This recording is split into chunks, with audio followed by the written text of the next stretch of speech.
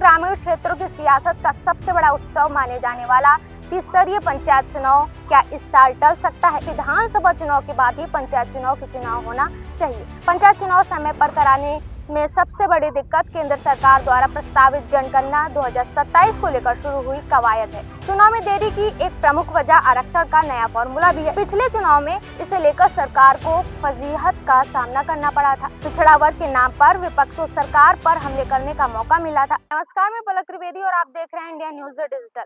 उत्तर प्रदेश के ग्रामीण क्षेत्रों की सियासत का सबसे बड़ा उत्सव माने जाने वाला त्रिस्तरीय पंचायत चुनाव क्या इस साल टल सकता है? ये सवाल अब सियासी गलियारों में तैरने लगा है।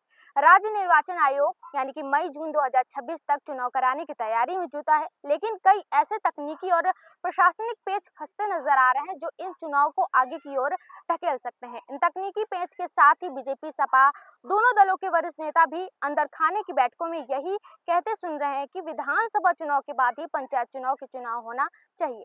इसके पीछे जो तर्क किया जा रहा है उसे काटा नहीं जा सकता। पंचायत चुनाव समय पर कराने में सबसे बड़ी दिक्कत केंद्र सरकार द्वारा प्रस्तावित जनगणना 2027 को लेकर शुरू हुई कवायद है। जनगणना का पहला चरण यानी कि हाउस लिस्टिंग अप्रैल 2026 में शुरू होना है।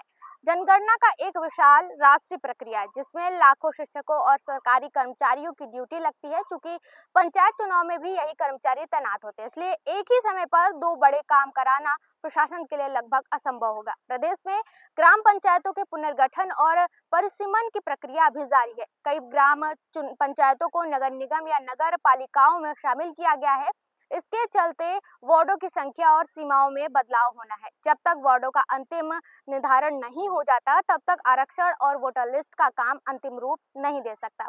चुनाव में देरी की एक प्रमुख वजह आरक्षण का नया फॉर्मूला भी है। चर्चा है कि इस बार 2021 के आरक्षण को ही आधार माना जाएगा या कोई नया रोटेशन लागू किया जाएगा। ओबीसी आरक्षण के लिए डेडिकेटेड बैकवर्ड क्लास कमीशन की रिपोर्ट और जातीय जनगणना की बढ़ती मांग ने सरकार को फूंक फूंक कर कदम रखने पर मजबूर कर दिया है। पिछले चुनाव में इसे लेकर सरकार को फजीहत का सामना करना पड़ा था। पिछड़ा वर्ग के नाम पर विपक्ष को सरकार पर हमले करने का मौका मिला था। राजनीतिक विशेषज्ञ का मानना है कि 2027 के शुरुआती महीनों में उत्तर प्रदेश विधानसभा चुनाव होने हैं।